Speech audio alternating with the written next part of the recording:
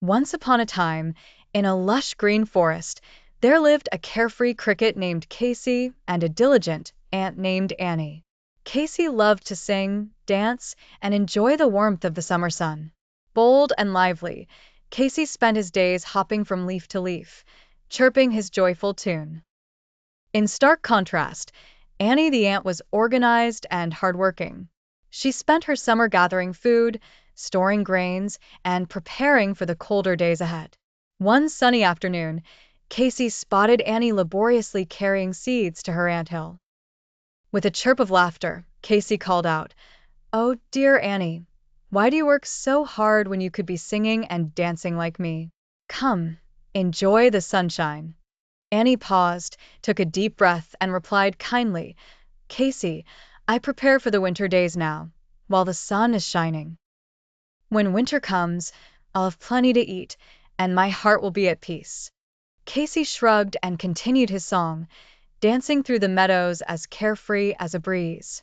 Days went by, and summer transitioned into autumn.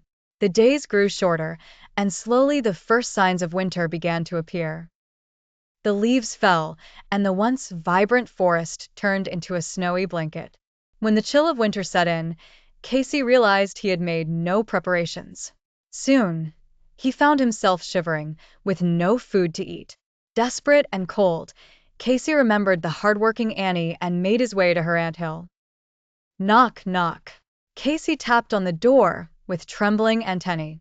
Annie opened the door and welcomed him warmly. "What's wrong, Casey? You look troubled," she asked with concern. "Oh, Annie," Casey began, his voice shaky from the cold. "I was foolish and spent my days singing. I have no food or warmth to carry me through this winter." Annie, with a compassionate heart, nodded understandingly and invited Casey inside.